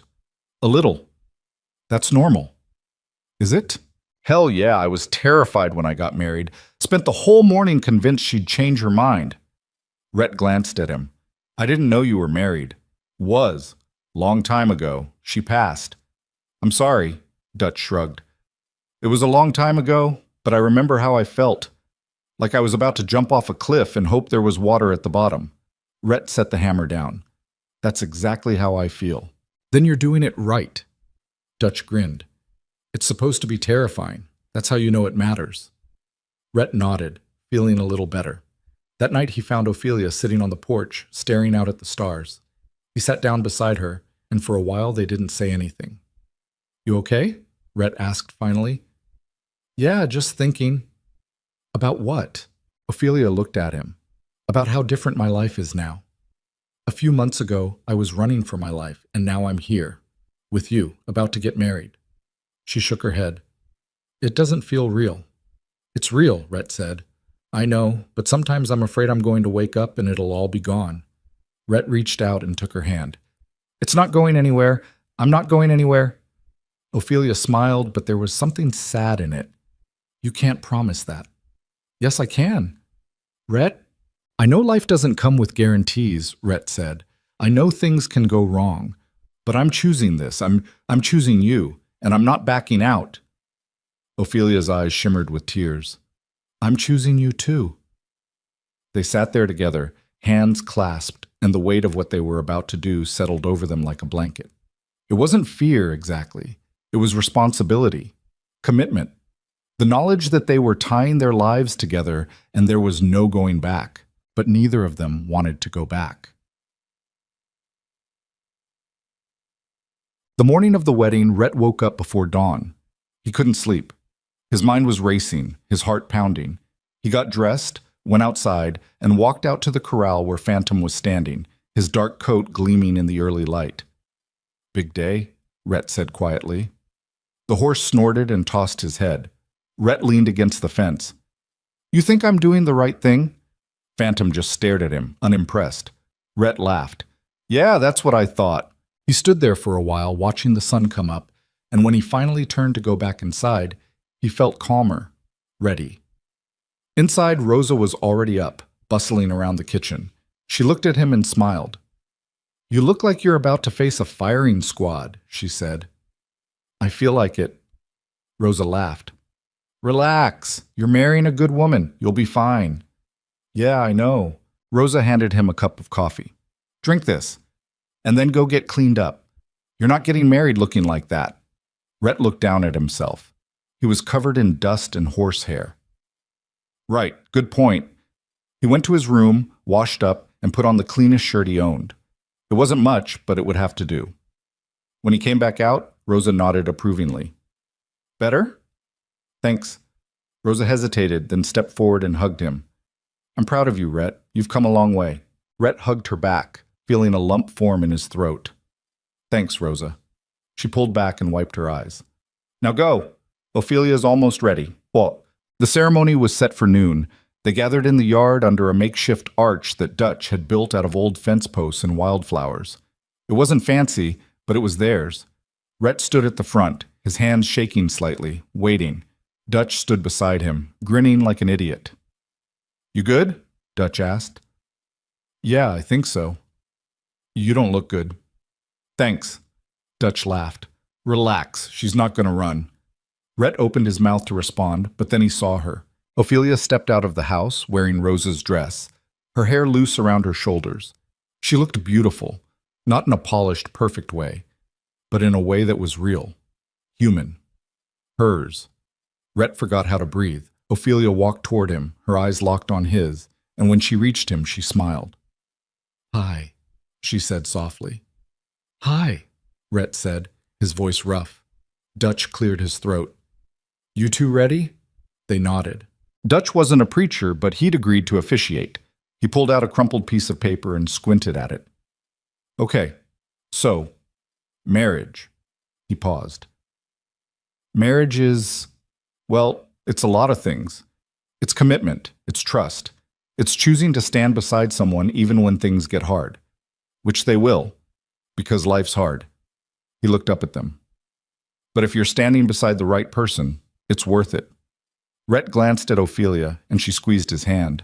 Dutch continued. "Rhett, do you take Ophelia to be your wife? To stand by her, support her, and love her, even when she drives you crazy?" Rhett smiled. "I do." "Ophelia, do you take Rhett to be your husband? To stand by him, support him, and love him, even when he's stubborn as hell?" Ophelia laughed. "I do." Dutch grinned. "Then by the power vested in me by absolutely no one, I now pronounce you husband and wife.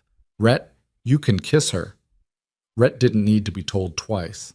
He cupped Ophelia's face in his hands and kissed her, and the small crowd cheered. When they pulled apart, Ophelia was smiling so wide it looked like it hurt. "We did it," she said. "Yeah," Rhett said. "We did." The celebration was simple. Rosa had made a cake, Dutch had brought out a bottle of whiskey, and they all sat around the yard eating and drinking and laughing. For the first time in years, the ranch felt alive. Cole came up to Rhett at one point holding a glass. "Congratulations, boss." "Thanks. She's good for you, you know." Rhett looked over at Ophelia, who was laughing at something Rosa had said. "Yeah, I know." Cole hesitated, then said, "I'm sorry for doubting her. For doubting you." Rhett clapped him on the shoulder. "It's fine. You were just looking out for the place." Cole nodded and walked off, and Rhett stood there, feeling something he hadn't felt in a long time: contentment. Later that evening, after everyone had left and the sun had set, Rhett and Ophelia sat on the porch together. Ophelia was still wearing the dress, and Rhett had his arm around her. "What are you thinking about?" Ophelia asked. "About how different things are now." "Good different or bad different?" "Good." Rhett looked at her. "Really good." Ophelia leaned her head on his shoulder. "I love you." "I love you too." They sat there in the quiet, and for the first time in years, Rhett felt like he was exactly where he was supposed to be. The months that followed were some of the happiest of Rhett's life. Ophelia continued working with the horses, and word of her skills spread. People started bringing their horses to the ranch, paying her to train them. It wasn't much at first, but it grew. Soon she had more work than she could handle. Rhett watched her thrive, and it filled him with a pride he didn't know how to name. One afternoon, he found her in the corral with a young mare that had been abused by its previous owner. The horse was skittish, violent, lashing out at anyone who came near. But Ophelia didn't give up. She spent hours with the mare, just standing there, letting the horse get used to her presence. And slowly, over weeks, the mare started to trust her. Rhett stood by the fence, watching, and Dutch came up beside him. "She's something, isn't she?" Dutch said. "Yeah." "You ever think about what would have happened if she hadn't shown up here?" Rhett thought about it, about the empty, silent days, the loneliness, the slow suffocation of living without really being alive. "Yeah," he said quietly. "I think about it." "And?" "And I'm glad she did." Dutch nodded. "Me too." But life on the frontier was never easy for long. That winter, a harsh cold snap hit the territory. The temperature dropped so low that the water in the troughs froze solid, and the animals huddled together for warmth. Rhett and Ophelia worked around the clock, trying to keep the livestock alive. They broke ice, hauled hay, and stayed up through the night, making sure nothing died. It was exhausting, brutal. But they did it together. One night, after a particularly long day, Rhett found Ophelia sitting by the fire, her hands wrapped around a cup of tea. She looked exhausted. He sat down beside her. "You okay?" "I'm tired." "Yeah, me too." Ophelia looked at him. "Do you ever regret it? Marrying me?" Rhett frowned. "What? No, why would you ask that?" "Because this is hard, and I know I've made your life harder." "Ophelia, I've brought trouble, I've brought work, Stop. Rhett took her hand. "You haven't made my life harder. You've made it better. Before you showed up, I was just existing. I wasn't living, but you changed that. You made me care again. You made me feel again." He paused. "So no, I don't regret it. Not for a second." Ophelia's eyes filled with tears. "I'm sorry, I'm scared sometimes." "Of what?" "That I'm not enough. That I'll fail you." Rhett pulled her close. "You're more than enough, and you're not failing anyone." Ophelia buried her face in his chest, and Rhett held her, feeling the weight of her fear and exhaustion. "We're going to get through this," he said quietly. "Together." "I know," Ophelia whispered. "I know." The cold snap finally broke in late January, and with it came a thaw. The snow melted, the ice cracked, and the world slowly came back to life. Rhett and Ophelia had survived. But the winter had taken its toll. They'd lost a few animals, and some of the ranch hands had left, unable to handle the harsh conditions. The ranch was smaller now, leaner, but it was still standing. One morning, Rhett walked out to the corral and found Ophelia standing beside Phantom. The horse looked healthy, strong, his coat gleaming in the sunlight. "He looks good," Rhett said. "He's ready," Ophelia said. "For what?" "To be ridden by someone else." Rhett frowned. "You're selling him?" "No, I'm training someone to ride him." She looked at Rhett. "He's too good to just sit here. He needs to be out there, working." Rhett studied her. "You sure?" "Yeah, I'm sure." Over the next few weeks, Ophelia worked with a young rancher named Tom, teaching him how to handle Phantom. It wasn't easy. The horse was still temperamental, still unpredictable. But Ophelia was patient, and Tom was willing to learn. By the end of the month, Tom was riding Phantom across the prairie, and Ophelia stood beside Rhett, watching them go. "You did good," Rhett said. "Thanks." "How do you feel?" Ophelia thought about it. "Proud, and a little sad." "Why sad?" "Because he was mine. And now he's not." Rhett put his arm around her. "He'll always be yours. You're the one who saved him." Ophelia leaned into him. "Yeah, I guess you're right." They stood there together, watching the horse and rider disappear over the hills, and Rhett realized something. Ophelia had spent so much of her life running, hiding, surviving, but now she was building something. She was creating a life. And so was he. Bossy. Spring came, and with it, new challenges. The ranch was growing again. Word of Ophelia's skill with horses had spread beyond the county, and people were coming from all over to have her train their animals. It was good for business, but it also meant more work. Rhett hired a few new hands, and together they expanded the corral and built a new barn. It wasn't easy, and there were days when Rhett wondered if they'd bitten off more than they could chew. But Ophelia never doubted. She worked harder than anyone, training horses during the day and helping Rhett with the ranch at night. She was tireless, driven, and Rhett couldn't help but admire her. One evening, as they sat on the porch, Rhett said, "You ever think about slowing down?" Ophelia laughed. "Why would I do that?" "Because you're working yourself to death." "I'm fine." Ophelia agrees. "Rhett, I'm happy. I'm doing something I love. Why would I slow down?" Rhett didn't have an answer for that, but he noticed something else. Ophelia was different now, stronger, more confident. The fear that had haunted her when she first arrived was gone. She walked with her head up, her shoulders back. She didn't flinch when people raised their voices. She didn't look over her shoulder anymore. She was free, and Rhett realized that he was too. For years he'd been trapped in his own grief, locked in a prison of his own making. But Ophelia had opened the door. She'd shown him that it was possible to live again, to love again, and he was grateful. Bamk. That summer, Ophelia found out she was pregnant. She told Rhett one evening after dinner, her hands shaking slightly as she placed them on her stomach. "I'm pregnant," she said. Rhett stared at her, his mind going blank. "What?" "I'm pregnant." Rhett's heart pounded in his chest. "Are you sure?" "Yes." Rosa confirmed it. Rhett stood up, ran his hands through his hair, and then sat back down. Okay. Ophelia looked at him, her expression uncertain. Are you happy?" Rhett looked at her, and suddenly, everything clicked into place. "Yes," he said. "Yes, I'm happy." Ophelia smiled, and Rhett pulled her into his arms, holding her tight. A baby. They were having a baby. It terrified him. The thought of losing someone again, of something going wrong, of history repeating itself. But it also filled him with a hope he hadn't felt in years. "We're going to be okay," Ophelia whispered. "Yeah," Rhett said, his voice thick. "We are." The pregnancy was hard. Ophelia was sick for the first few months, barely able to keep food down. Rosa fussed over her constantly, making her rest, bringing her tea and broth. Rhett hovered like a worried ghost, afraid to let her out of his sight. "I'm fine," Ophelia said one afternoon, exasperated. "You don't have to watch me every second." "I'm not watching you."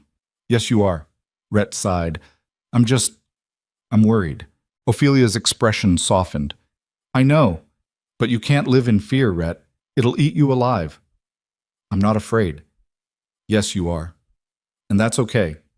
But you can't let it control you." Rhett looked at her, and he realized she was right. He was afraid. Terrified, actually. But he couldn't let that fear dictate his life. So he took a breath, stepped back, and trusted that everything would be okay. And it was. By the time fall arrived, Ophelia's sickness had passed, and she was glowing. Her belly grew, and with it, the excitement on the ranch. Rosa knitted blankets, Dutch built a crib, and even the ranch hands started talking about the baby like it was already part of the family. One evening, Rhett and Ophelia sat on the porch watching the sunset. Ophelia's hand was on her belly, and Rhett's hand was on top of hers. "What do you think it'll be?" Ophelia asked. "A girl," Rhett said without hesitation. "Why?" Because I already lost one. I think I'm being given a second chance. Ophelia looked at him, her eyes shimmering. Sat there in the quiet, feeling the baby move beneath their hands, and Rhett felt something he hadn't felt in a long time. Peace. Mag. The baby came in early November during a cold snap that reminded Rhett of the winter they'd survived together. Ophelia went into labor in the middle of the night, and Rhett woke to find her gripping the bedpost, her face pale and sweating. "It's time," she said. Rhett's heart stopped. "Now?" "Yes, now." He ran to get Rosa, and together they helped Ophelia through the labor. It was long, painful, and terrifying. Rhett stayed by her side the whole time, holding her hand, whispering encouragement, even though he felt like he was going to pass out. And then, finally, the baby came. A girl. She was small, red-faced, and screaming at the top of her lungs. Rosa cleaned her up and placed her in Ophelia's arms, and Ophelia looked down at her with tears streaming down her face. "She's perfect," Ophelia whispered. Rhett stared at the baby, his heart so full it hurt. "Yeah, she is." They named her Clara, after Rhett's mother, and from that moment on, everything changed. The first few months were exhausting. Clara cried constantly, barely slept, and demanded all of Ophelia's attention. Rhett tried to help, but he felt useless most of the time. He didn't know how to hold her, how to soothe her, how to do anything right. But Ophelia was patient with him. "Here," she said one night, handing Clara to him. "Just hold her. She'll calm down." Rhett took the baby, his hands shaking. Clara squirmed and fussed, and Rhett was sure he was doing it wrong. But then Ophelia placed her hand on his, steadying him, and Clara settled. "See," Ophelia said. "You're doing fine." Rhett looked down at the tiny baby in his arms, and something inside him cracked open. He'd lost a daughter once. He'd thought he'd never have another chance. But here she was, alive, breathing, his. "Thank you," he whispered. Ophelia looked at him. "For what? For this? For her? For everything." Ophelia smiled and kissed him. "You don't have to thank me. We did this together." As Clara grew, so did the ranch. Ophelia continued training horses, though she took on fewer clients now. Rhett expanded the property, buying more land, hiring more men. The ranch that had once been a place of silence and grief was now full of life. People came and went. Stories were told.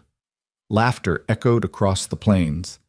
And through it all, Rhett and Ophelia stood together. One evening, when Clara was almost 2 years old, Rhett found Ophelia sitting on the porch, watching their daughter play in the yard. Clara was chasing a butterfly, her laughter ringing out like music. Rhett sat down beside Ophelia. "You happy?" Ophelia looked at him and smiled. "More than I ever thought I'd be."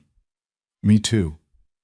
They sat there in comfortable silence, watching their daughter, and Rhett realized something. He'd spent so many years afraid of losing people, afraid of getting hurt, afraid of living. But Ophelia had taught him something important. Life was full of risk, of pain, of uncertainty, but it was also full of joy, of love, of second chances. And sometimes the only way to find those things was to stop running, to stand your ground, to let people in, even when it scared you. Rhett had done that. He'd taken a chance on a broken woman who'd collapsed beside his water trough, and in doing so, he'd saved himself. "You ever think about that day?" Ophelia asked, as if reading his mind. "What day?" "The day I showed up here, half dead and covered in mud." Rhett laughed. "Yeah, I think about it." "What do you think?" "I think I almost made the biggest mistake of my life." Ophelia looked at him. "What do you mean?" "I almost turned you away. I almost told you to leave." He shook his head. "If I had, I don't know where I'd be right now. Probably dead inside. Definitely alone." Ophelia took his hand. "But you didn't turn me away." "No, I didn't." "Why?" Rhett thought about it. "Because something told me not to. Maybe it was instinct. Maybe it was fate. I don't know. But I'm glad I listened." Ophelia leaned her head on his shoulder. "Me too." They sat there together, watching Clara chase butterflies, and Rhett felt something settle deep in his chest. This was his life now. This was his family. This was his home. And he wouldn't trade it for anything. As the years passed, the ranch continued to grow. Ophelia's reputation as a horse trainer spread far and wide. People came from across the territory to have her work with their animals. She never turned anyone away, no matter how difficult the horse or how broken the person bringing it in. Because she understood. She understood what it was like to be broken, to be afraid, to need someone to believe in you when no one else would. And she gave that to every horse she touched. Rhett watched her work, day after day, and he marveled at the woman she'd become. She wasn't the scared, desperate girl who'd collapsed beside his water trough. She was strong, confident, whole, but she was still vulnerable, still human, still capable of doubt and fear and pain, and Rhett loved her for it. One evening, as they sat on the porch, something they'd done thousands of times over the years, Rhett said, "You ever regret staying here?" Ophelia looked at him, surprised. "No, never. Why?" "I don't know. I just wonder sometimes if you ever think about what your life would have been like if you'd kept running, if you'd ended up somewhere else." Ophelia was quiet for a moment.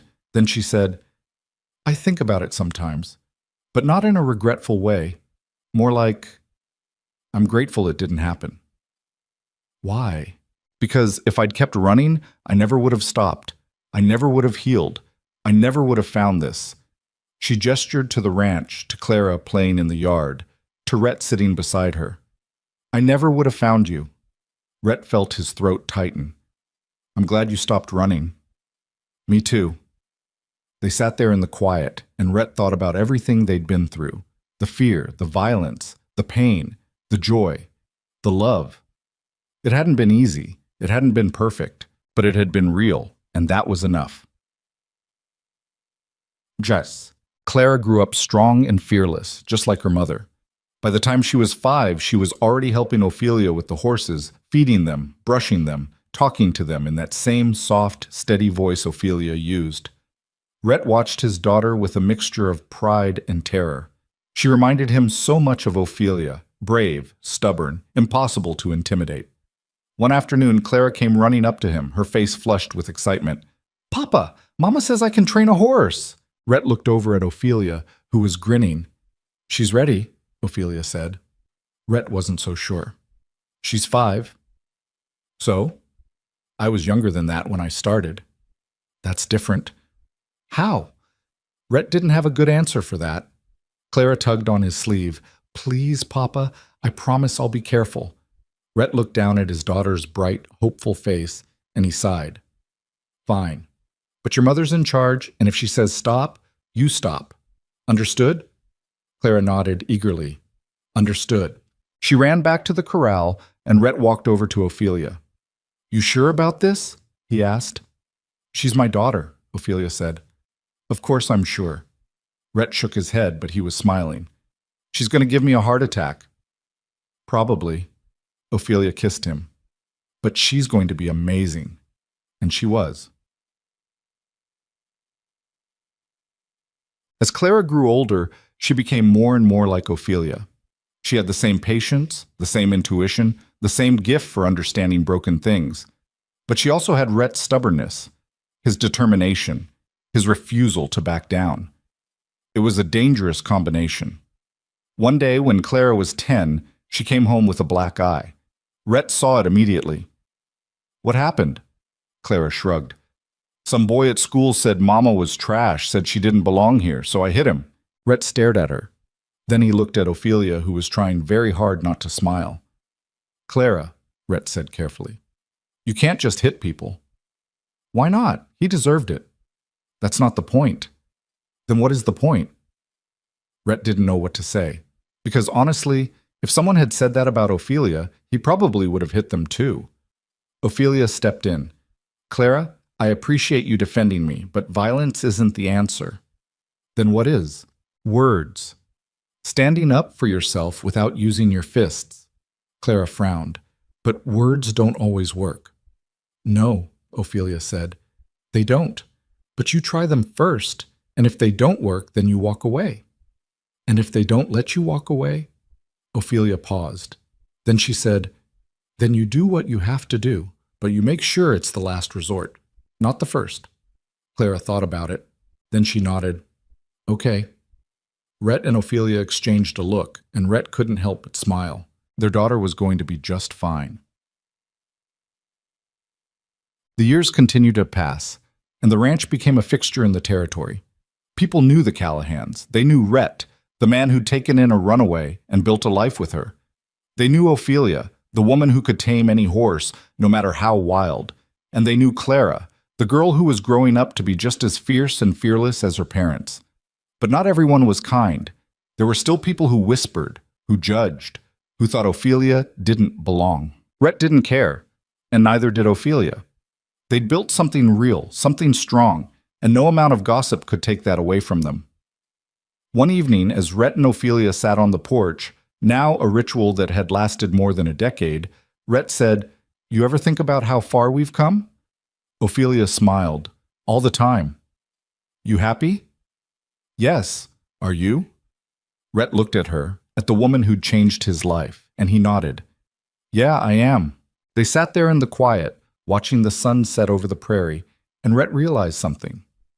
Life wasn't perfect. It was messy, complicated, full of challenges and pain, but it was also full of love, of joy, of moments like this where everything felt right. And that was more than he'd ever hoped for. Bosk. When Clara was 15, she started training horses on her own. She was good. Better than good. She had a natural gift, just like her mother, and people started coming to the ranch specifically to have Clara work with their animals. Rhett watched his daughter with pride, but also with a sense of bittersweet recognition. She was growing up. Soon she'd be an adult, and eventually she'd leave. It was the natural order of things. But it still hurt. One evening, Rhett found Ophelia in the barn, sitting on a hay bale, staring at nothing. "You okay?" he asked. Ophelia looked up. "Yeah, just thinking." "About what?" "About Clara. About how fast she's growing up." Ophelia's eyes filled with tears. "I'm not ready for her to leave." Rhett sat down beside her. "Me neither." "Do you think we did okay? As parents?" Rhett thought about it. "I think we did the best we could, and I think she turned out pretty great." Ophelia smiled through her tears. "Yeah, she did." They sat there together, and Rhett put his arm around her. "We'll be okay," he said. "When she leaves, we'll still have each other." Ophelia leaned into him. "I know, but it's still hard." "Yeah, it is, Mom." When Clara turned 18, she announced that she was leaving to start her own ranch. It was in the next county over, a small plot of land that she'd saved up for. She was going to train horses, just like her mother, but she wanted to do it on her own. Rhett understood. He was proud of her, but it still felt like a piece of his heart was being torn out. The day she left, the whole family stood in the yard, watching her pack up her things. "You sure you have everything?" Ophelia asked for the 10th time. "Yes, Mama, I'm sure." "And you'll write?" "Every week. I promise." Ophelia hugged her tight, tears streaming down her face. "I'm so proud of you." "Thanks, Mama." Clara turned to Rhett, and for a moment they just looked at each other. "You take care of yourself," Rhett said, his voice rough. "I will, Papa. And if you need anything, I know. I'll come home." Rhett pulled her into a hug, and Clara held on tight. "I love you," she whispered. "I love you too," Rhett said. When they finally pulled apart, Clara climbed onto her horse and rode away. Rhett and Ophelia stood in the yard, watching her disappear over the hills, and Ophelia leaned into Rhett. "She's going to be okay," Ophelia said. "Yeah, she is." They stood there for a long time, and then they walked back inside, hand in hand. With Clara gone, the house felt emptier, but it wasn't a bad emptiness. It was just different. Rhett and Ophelia adjusted. They worked on the ranch, trained horses, and spent their evenings on the porch, just like always. And slowly, they realized something. They were still happy. Even without Clara there, even with the house quieter, they were still happy. Because they had each other. One evening, as they sat on the porch, Ophelia said, "Do you ever think about that first day? When I showed up here?" Rhett smiled. "Yeah, all the time." "What do you think would have happened if you turned me away?" Rhett was quiet for a moment. Then he said, "I think I would have died. Not physically, but inside. I would have kept living, but I wouldn't have been alive. Ophelia took his hand. I'm glad you didn't turn me away. Me too. They sat there in the quiet, and Rhett thought about everything they'd built, the life they'd created, the love they'd shared. It hadn't been easy. There had been pain, fear, loss, but there had also been joy, hope, second chances. And Rhett realized something. Life wasn't about avoiding pain, it was about surviving it, about finding the people who made it worth surviving. And he'd found that in Ophelia. She'd been broken when she arrived. So had he. But together, they'd healed. And that was the greatest gift he'd ever received. Well, years passed, and Rhett and Ophelia grew old together. They spent their days working on the ranch, training horses, and watching the world change around them. Clara came to visit often, bringing her own family, a husband and 2 children who reminded Rhett of himself and Ophelia. The ranch continued to thrive, a testament to everything they'd built. And through it all, Rhett and Ophelia remained by each other's side. One evening, when they were both in their 60s, Rhett found Ophelia sitting on the porch, staring out at the sunset. He sat down beside her. What are you thinking about? Just everything? Everything? Yeah, our life. How we got here. How lucky I am. Rhett took her hand. I'm the lucky one. Ophelia smiled. We're both lucky. They sat there in the quiet, and Rhett thought about everything they'd been through, the fear, the pain, the joy, the love. It had been a long road, a hard road, but they'd walked it together, and that made all the difference. I love you, Rhett said. I love you too, Ophelia said. They sat there, hand in hand, watching the sun sink below the horizon, and Rhett realized something. This was enough, this life, this love, this moment. It was enough. And as the stars began to appear in the darkening sky, Rhett closed his eyes and let himself feel it. The peace, the contentment, the gratitude. He'd spent so many years running from life, from pain, from loss, but Ophelia had taught him something important. You can't run forever. Eventually you have to stop. You have to stand your ground. You have to let yourself live, and when you do, you might just find that life is worth living after all.